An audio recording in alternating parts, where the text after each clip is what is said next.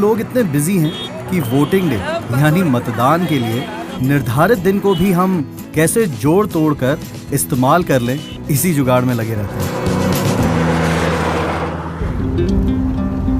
वहीं 9,710 फीट की ऊंचाई पर रहता है वो इंसान जिसने सन 1951 से लेकर आज तक एक भी मतदान मिस नहीं किया है।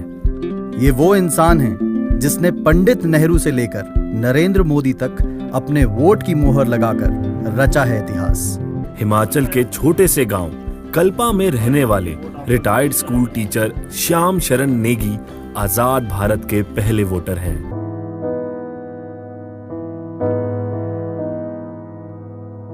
उम्र 102 साल है, आंखों में धुंधलापन आ गया है, लेकिन इरादा एकदम साफ है। कई सौ सालों से ये देश, हमारा देश गुलाम रह चुका था। 1947 में देश आज़ाद हुआ। आज़ाद होने के बाद 1952 से इलेक्शन का सिलसिला चला आया, लेकिन इस इलाके में और जगह से 6 महीना पहले कराया गया इलेक्शन। 6 घंटा मैं यहाँ पर पहले बूथ के पास जाके बैठा रहा, तो इस तरह से मैं 6 घंटा पहले वोट दे करके मैं फर्स्ट वोटर में आ गया।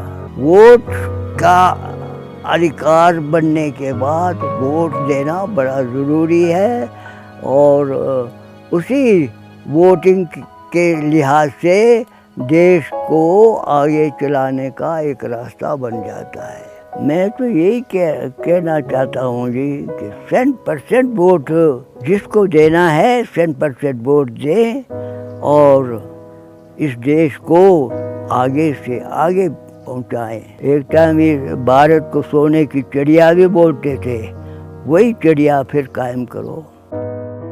श्याम शरण नेगी जी सिर्फ कल्पा के लिए ही नहीं बल्कि पूरे देश के लिए एक प्रेरणा है। मतदाताओं से मैं यही अनुरोध करता हूँ कि सब मतदाता मतदान करने के लिए जा कर के अपना कीमती वोट दे दें। હવે થોડા સમયની અંદર આપણા દેશની અંદર ચૂંટણીનો જે તે આખો એક પ્રસંગ એ ચાલી રહ્યો છે, તો ખાસ બધા હરિભક્તોની વિનંતી એ કરવાની કે આપણે સૌએ અવશ્ય મતદાન કરવું. મતદાન કરવું એ પણ એક ભક્તિ છે.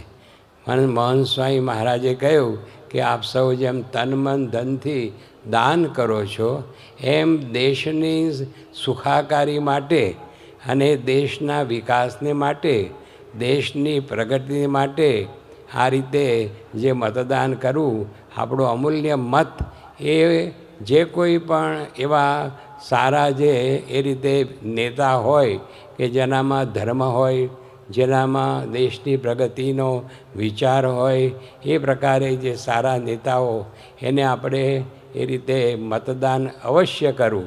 એમાં આપણે થાય છે, રહે છે, કરશું, ક્યાં ઉતાવળ છે, એવી કોઈ આળસ કે એવો કોઈ પ્રમાદ આપણે રાખવો નહીં.